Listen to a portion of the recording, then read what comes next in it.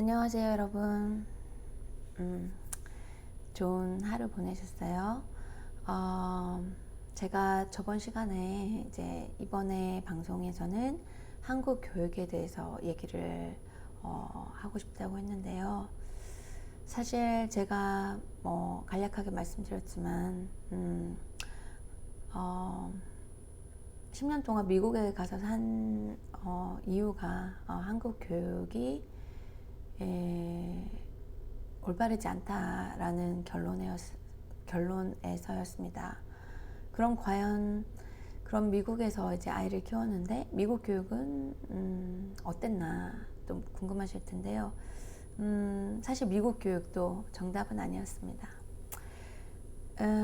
솔직히 말씀드리면 그때 사실 제가 미국으로 이제 아이 교육 겸 이민을 간다고 했을 때 어떤 분이 스위스를 왜 미국을 가냐, 스위스를 가지, 스위스 같은 유럽을 가지, 이렇게 말씀을 하셨는데 완전히 저는 무시한 거예요. 그 말. 저는 그때만 해도 제가 좀 무지해가지고 미국이 정말 좋은 선진국인 줄 알았거든요.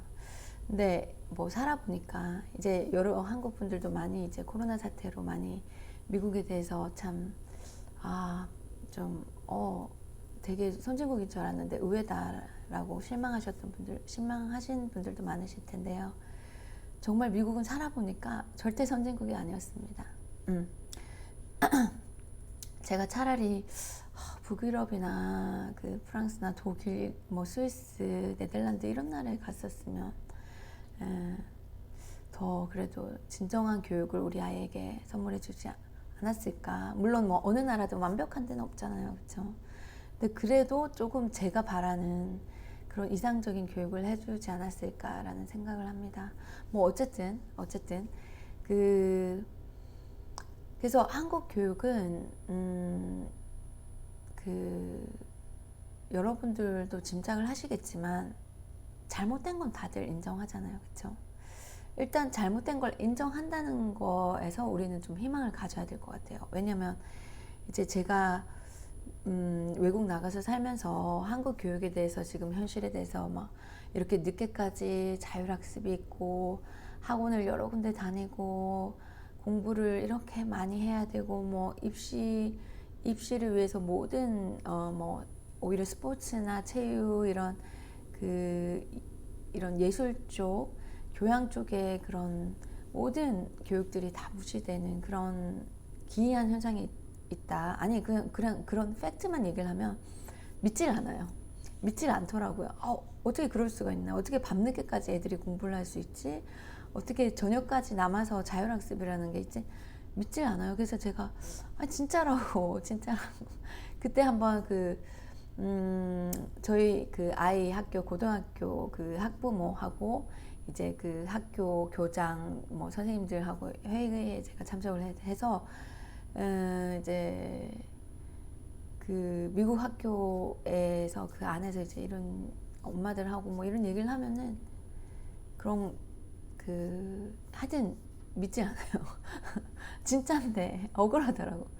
그러니까 그만큼 우리나라 교육 상태가 기이한 거예요. 우리는 그거를 당연하다고 생각하죠. 왜냐면 우리도 그렇게 사실 제가 어릴 땐 학원 같은 건 없었으니까 당연하다고 볼 수는 없는데 어쨌든 뭐 저녁 늦게까지 저녁을 먹고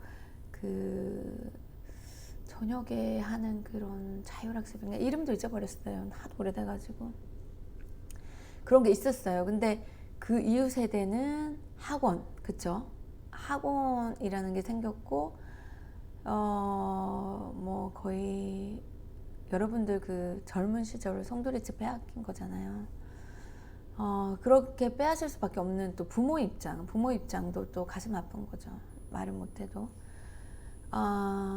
부모와 아이들이 둘 다 불행한 그런 교육을 우리는 당연시 하고 있고 그런 교육을 바꿀 엄두를 못 내고 있어요.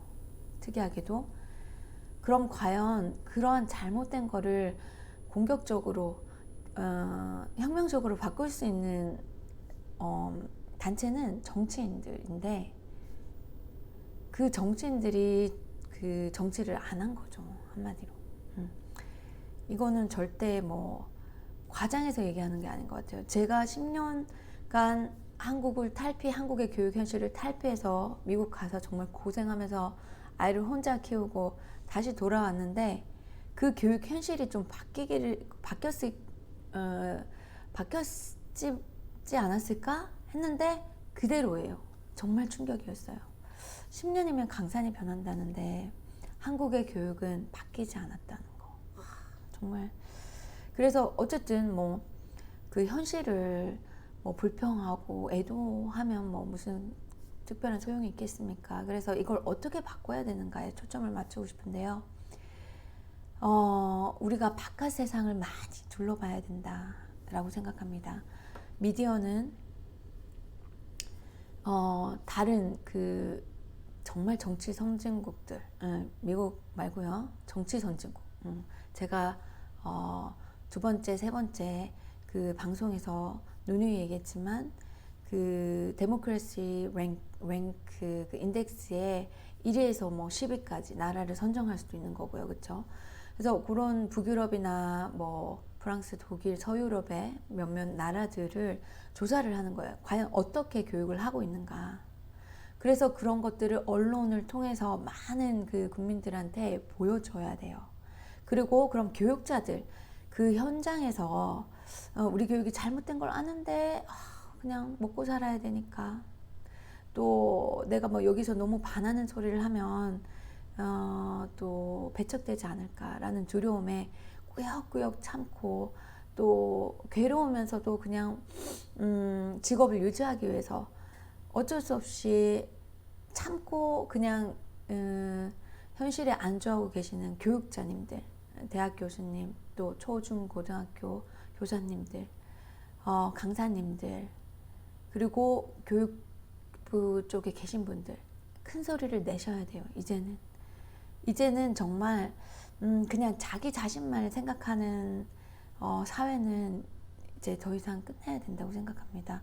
우리 모두가 목소리를 합칠 때, 저번에 촛불 집회에 저는 없었지만 여러분들 해내신 것처럼 우리 모두가 목소리를 합칠 때 우리는 위대한 일을 해낼 수 있잖아요. 우리가 이번 코로나 사태를 극복하는 정말 모범적인 사회의 그런 성숙된 시민의식을 보여준 걸 보면 우리나라의 그 국민들이 얼마나 많은 잠재력을 가지고 있는지 우리들 스스로도 놀랐을 겁니다.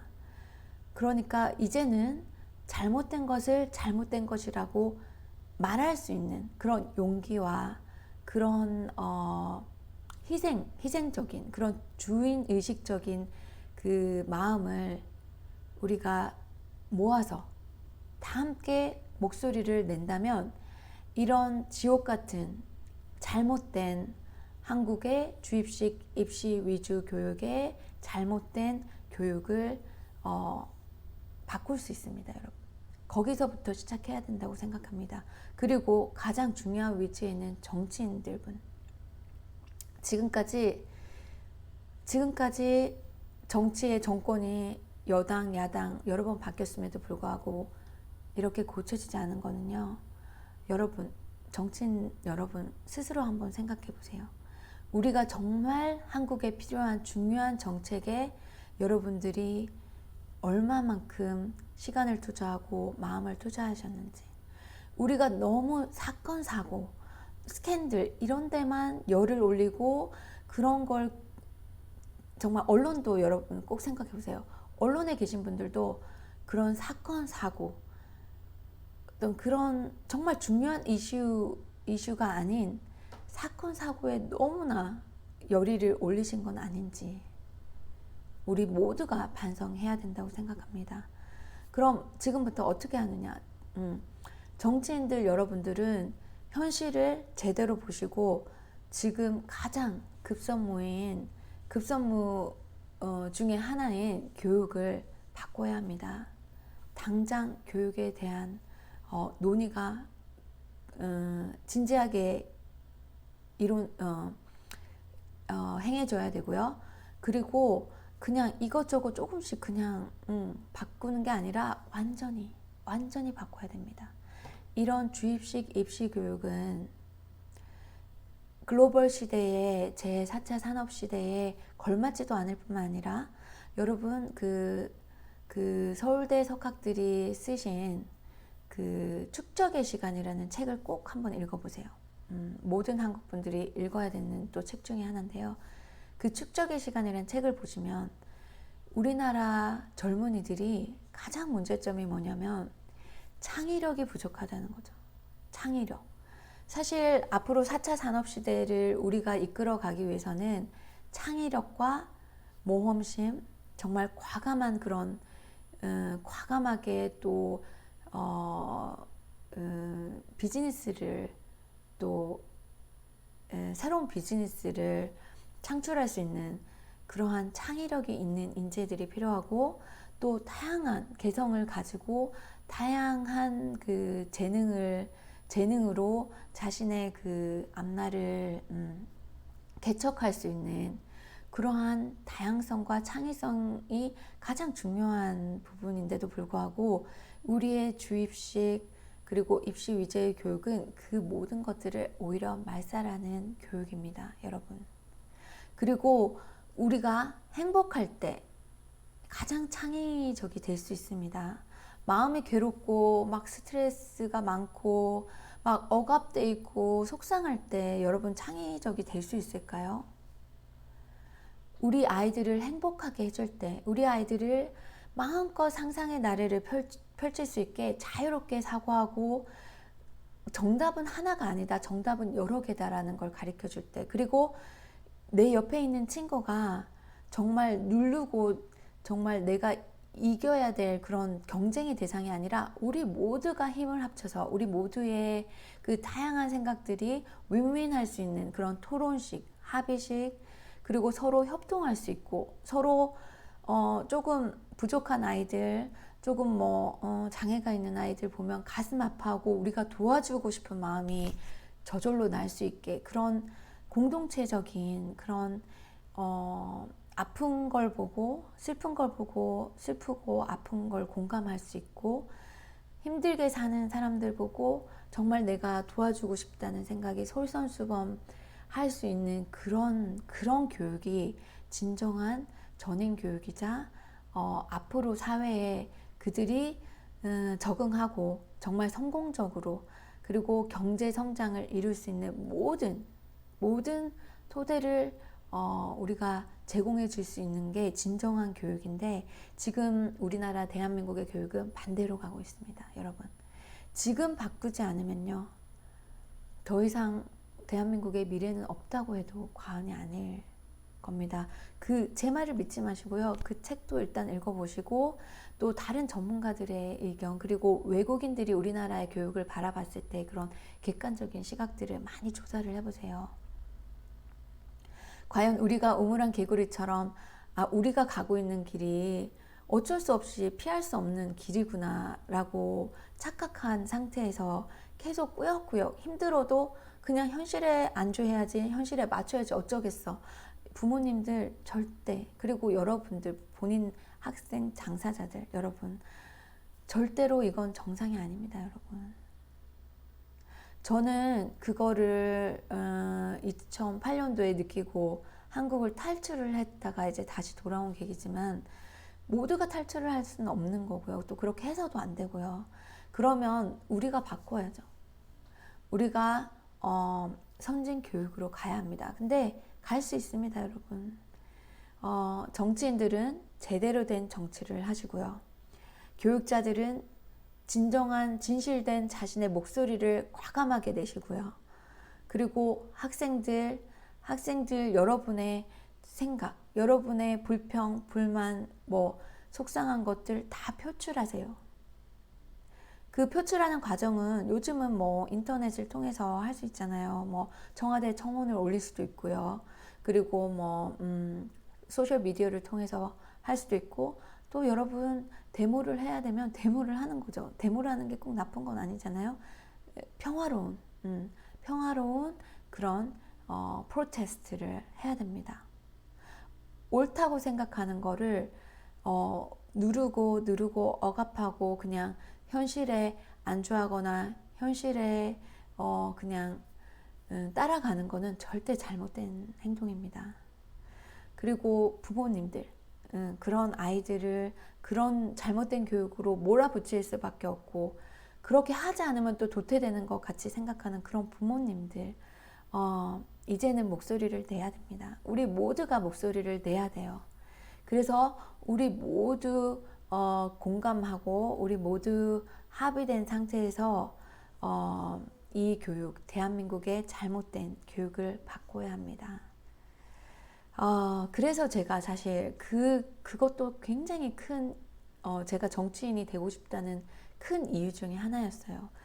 영어를 오랫동안 가르쳐 오고 지금도 가르치고 있는 교육자로서 한 아이를 한국에서도 잠깐 키워보고 미국 가서 제가 한국을 떠나서 미국에서 키우고 지금 이제 대학생이 됐는데, 그렇게 키워본 또 학부모로서 저는 진짜 이번이 오히려 기회다. 우리가 한 마음이 돼서 정말 이 잘못된 교육을 완전히 새로운 교육으로 선진화된 교육으로 바꿀 수 있는 기회라고 생각합니다, 여러분. 자, 그러면 제가 몇 가지 얘기만 하고 방송을 마칠게요. 제가 스웨덴 얘기를 많이 하는데, 스웨덴을 한 예로 들면은 이제 뭐 스웨덴이나 북유럽이나 뭐 프랑스, 독일 이런 나라들은 다 대학교가 무료예요. 왜냐하면 대학은 우리가 누려야 할 그 교육의 인간의 최소 권리라고 이제 받아들이기 때문이죠. 부모가 부자이건 가난하건 교육은 모든 아이들이 받아야 된 동등한 권리입니다, 여러분. 그래서 당연히 우리나라도 대학교가 무료가 돼야 되고요. 제가 정치인 되면 첫 번째로 시행할 거고, 우리는 충분한 경제적인 그러한 그 재력이 충분합니다. 자, 의지만 있으면 되는 거고요. 그리고 우리는 어릴 때부터 등수를 매기는, 그래서 막 경쟁을 부추겨 가지고 더 열심히 하게 만들고자 하는 그런 의도는 있었지만 사실 그게 잘못된 거였습니다. 한 예로 이제 스웨덴 같은 경우는 최근에는 이제 A부터 F까지 이제 그렇게 성적을 매긴다고 하지만, 얼마 전까지만 해도 성적표에는 이렇게 돼 있다고 합니다, 여러분. 좋음, 아주 좋음, 매우 좋음. 딱 세 가지였다고 하네요. 좋음, 아주 좋음, 매우 좋음. 와, 제가 그거를 딱 읽는 순간 와, 감탄을 했습니다. 이건 뭐냐. 다양한 재능과 다양한 그 개성을 가지고 태어난 모든 아이들의 그 존중감을 지켜주고, 누구도 열등하지 않고 누구도 특별히 대단하지 않고, 그러니까 누군가가 아주 대단하면 나머지는 열등감을 느끼게 되는 또 그런 분위기가 형성이 되잖아요. 모두가 참 정말 괜찮은 아이, 너희는 모두 괜찮은 아이들이야. 너희 모두 각자가 소중한 개성과 소중한 재능을 타고났어. 그런 개성과 재능을 각양각지의, 사회 각양각지의 누구나 쓸 수 있는 그런 그릇들, 우리가 가지고 있는 그릇들은 모두가 공유할 수 있어. 충분해. 이런 메시지를 전달하는 거잖아요. 1등이 아니면 너는 열세한 아이야. 더 노력해. 근데 1등은 뭐 서울대, 연세대, 고려대 갈 수 있는 아이들은 한계가 있습니다. 그럼 나머지는요? 나머지는 모두 열세한 아이들이 되는 건가요? 여러분 한번 생각해 보세요. 자, 그러면 이런 교육 현실을 바꾸려면 또 하나의 팁은, 여러분, 대학이 어떤 게 우세하고 어떤 게 열세한, 대학 자체에 서열이 없습니다. 죄송해요. 우리 강아지들이, 제가 강아지 2마리 키우고 있는데 깼나 보네요. 죄송합니다. 자, 대학교에 서열이 별로 없습니다. 스웨덴 같은 나라나 뭐 서유럽, 또 북유럽의 대부분의 나라들은 어느 대학을 가건 그 대학이 엄청 우세하고 다른 대학은 엄청 열세하고 그런 것들이 구분이 별로 없어요. 미국하고 한국이 좀 유일하게 그런 것들이 구분이 돼 있어서 이러한 경쟁 구도를 부추기는 잘못된 교육을 하고 있습니다. 그러면 다 같이 행복하고 다 같이 잘 사는 평등한 사회, 그쵸? 우리가 본받아야 될 사회는 그런 사회죠.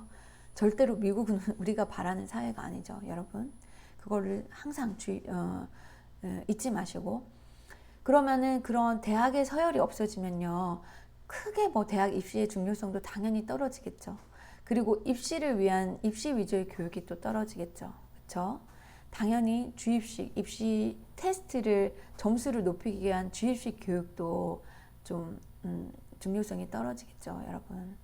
자, 그러면 또 사회가 변화해야 된다. 당연하죠. 대학교 뭐 이름으로 대학교 그런 이력을 보고 이제 뭐 그 학생들을 판단하는 그런 사회도 당연히 고쳐져야 되고, 그런 기업들에서 채용을 할 때 그런 부분들을 이제는 더 이상 그런 부분들로 이제 학생들을 판단하지 못하게 일단 대학 자체를 서열을 없애주면은 또 그런 부분도 자연스럽게 또 해결이 되고, 그리고 꼭 모든 학생들이 대학에 가야 되냐. 사실 그것도 우리가 아웃박스에서 생각을 해봐야 돼요. 그냥 억지로 자기가 맞지 않는 걸 그냥 대학 졸업장을 위해서 억지로 공부해서 4년만 참다가 졸업장을 따고 뭐 석사 박사를 하고 그냥 자기 스펙을 높이기 위해서, 이러한 그런 좀 어떻게 보면은 가벼운 생각들에서 우리가 탈피를 해야 된다고 생각합니다. 진심으로 자기가 그 학문 탐구에 스스로 열의가 생기고 내가 하고자 하는 마음이 생길 때 그때 대학을 가도 늦지 않죠. 오히려 그때가 더 빠를 수가 있어요. 왜냐하면 열정적으로 공부를 할 수 있는 마음 상태가 되어 있으니까요. 그냥 고등학교만 졸업하면 당연히 대학교 가야 되고 당연히 졸업해서 졸업장 따야 되고 이런 그냥 당연하다는 듯한 그런 게 당연한 게 아니더라고요. 네. 뭐 스웨덴이나 뭐 독일이나 뭐 다른 북유럽 국가들 이렇게 선진국들을 보면 고등학교를 마치고 뭐 100% 대학에 가지 않아도 충분히 사회에서 적응하고 충분히 사회에서 성공할 수 있는 나라더라고요. 우리도 그러한 나라를 만들어야 된다고 생각합니다. 그러니까 뭐 사실 많은 학생들이 보니까 대학을 바로 진학하는 아이들도 있고요. 아니면 뭐 세계 여행을 다니면서 좀 세상을 이제 자기가 좀 느끼고 앞으로 내가 무엇을 하고 싶은가를 생각한 다음에 대학을 가도 늦지 않고요. 그리고 또 사회활동, 뭐 아니면은 아르바이트를 하든 뭐 인턴십을 하든 실질적으로 회사에서 일을 좀 해보고 내가 이쪽에 정말 재능이 있구나, 이쪽에 열정이 있구나라는 판단 하에 다시 대학을 들어가서 했을 때 더 열심히 하게 되는 거고요. 그쵸? 그리고 또 혹은 뭐 내가 뭐 이과를 갔지만 또 의외로 내가 여기에 안 맞네라고 생각하는 또 학생들이 얼마나 많겠어요. 자기 진로를 그렇게 바로 알 수 있는 학생들이 얼마나 되겠어요. 그쵸? 그럼 대학교 학비가 무료니까 또 이과도 가볼 수 있고 저과도 또 해볼 수 있고 여러 가지 경험을 해볼 수 있는 그러한 다양한 그 가능성이 우리 아이들이 얼마든지 탐험해 볼 수 있는 그러한 문화를 만들어야 된다. 그러한 교육 문화를 만들어야 된다는 게 우리나라가 고쳐야 할 가장 급선무 중에 하나입니다. 이 구체적인 방안들은 앞으로 제가 구체적인 정책을 얘기할 때 다시 한번 나올 거고요. 그러면 다음 시간에는 여러분 교육 정책과도 완전히 떨어져 있지 않은 내용인데요. 육아 정책. 육아 정책도 정말 중요한 정책 중에 하나다. 우리나라의 출산율이 떨어지는, 출산율이 1%도 채 안 되는 이런 심각한 상태에 처해 왔는데 우리 집권 여당이나 야당들은 전혀 손을 쓸 수가 없잖아요. 그렇죠? 그런 부분들을 어떻게 우리가 근본적으로 해결할 수 있을까? 그 부분에 대해서 다시 한번 문제점과 해결할 수 있는 방법에 대해서 다음 시간에 한번 얘기를 해보겠습니다. 그리고 짧은 시간에 사실 더 많은 얘기를 하고 싶은데요. 이거를 좀 나눠서 제가 이제 교육을 좀 더 어떻게 구체적으로 우리가 또 선진화시킬 수 있는가 이런 부분들을 앞으로 방송에서 차츰차츰 좀 이렇게 짧게 해서 나눠서 매일 방송을 할 예정이니까요. 여러분 이제 앞으로 그 방송 좀 자주 봐주시고 주변 분들한테도 좀 많이 좀 알려주세요. 예. 그래서 우리 모두가 다 함께 브레인스톰 할 수 있는 공간이 이 채널을 통해서 그 공간에서 좋은 정책, 좋은 토론, 좋은 합의적인 그런 비전이 나올 수 있도록 만드는 게 제 목표고 여러분들도 좀 도와주시기 바랍니다. 네. 그러면 다음 시간에 우리나라의 잘못된 육아 정책 또 어떻게 해야지 출산율을 높일 수 있을까라는 걸 함께 고민해 보도록 하죠. 네, 그럼 오늘도 좋은 하루, 행복한 하루 보내시고요. 다음 시간에 뵙겠습니다. 안녕.